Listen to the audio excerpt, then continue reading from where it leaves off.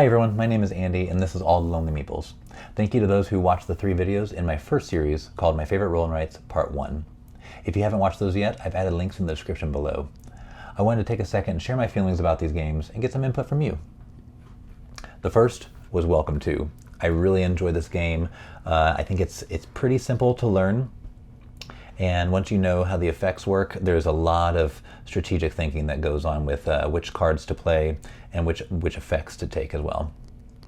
In the solo play, I really enjoy it as the way you prepare the deck, and that solo card in the middle really adds some difficulty as you're trying to decide what to get done first, because once that solo card comes out, the city plans all flip over.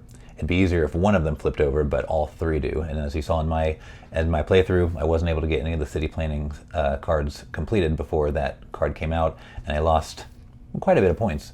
One thing I wish was in this game that I know are in a lot of other ones that when you play solo is a ranking sheet for scores to kind of rank yourself based on how well you did. My score was an 86. I think that's pretty good. A lot of times when I'm playing with friends and family, we're in the the 65s to 90s. Maybe sometimes someone gets over 100, but I think 86 is a respectable score. So this is Welcome To. The next one is Cartographers, a role-player tale. I absolutely love this game. My wife and I went out when I got this game and we bought some dry erase markers of different colors. All different kinds of colors, because I enjoy creating a visually appealing board by the end of gameplay. I think this is also pretty easy to learn. It depends on which objective cards you choose. You either can choose them on your own, or in my video we did it randomly. There was the diagonal line scoring card. I had never played before, so I thought that was really interesting. Changed how I played the game. But yes, I really enjoy this. I wanted to show one extra thing.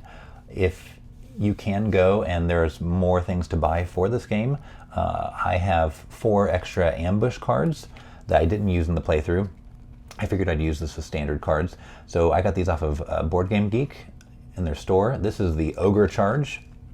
So it's a 4 square. This is the Insectoid Invasion. You could add all of these or any of them, or replace the original ones. And then these 2 are, I think, easier, but also probably always coming out because they're 3s. We have the Ratman Strike, the line of 3, and then the Flare Incursion, which is the 3 bend. And that is Cartographers. And then last but not least in this first series was the Isle of Cats Explore and Draw. I own the original Isle of Cats, and I really love this game. I'm glad they came out with a flip and write version of this. It's a lot easier to set up. It's quick to teach, especially if you know the original polyomino tile game. And I think that the solo version against your sister is actually pretty tough, as we saw in the playthrough. If you watched the playthrough, I was playing on easy mode and quickly took away 2 of her objective cards because I did what I needed to score those as 0s. But the cats that I was putting on my board on the ship, it gave her enough points to beat me. I think it was 66 to 57, I think is what the score was. So pretty handily beat me. And it all comes down to